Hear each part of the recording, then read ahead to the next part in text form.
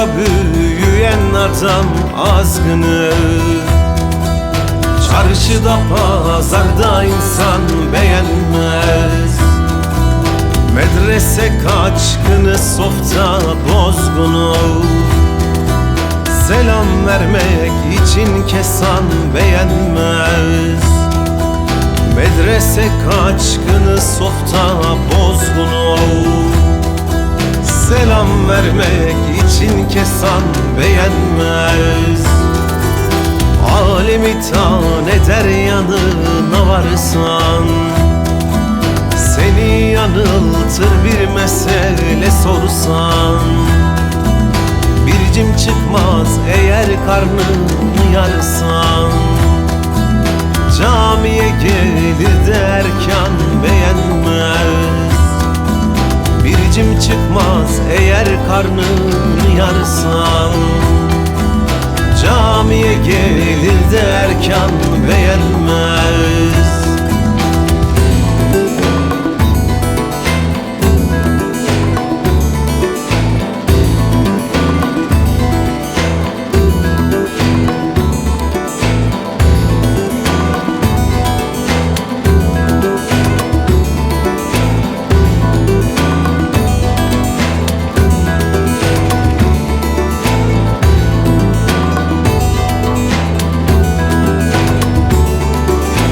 Aslında neslinde giymemiş are,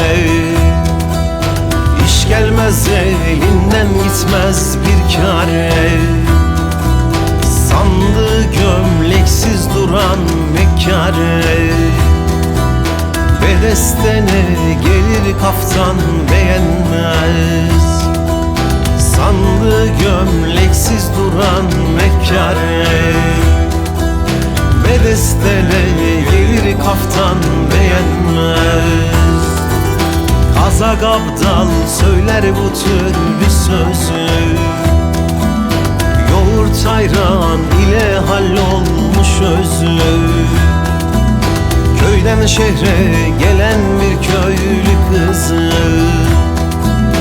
İnci yakut ister mercan beğenmez.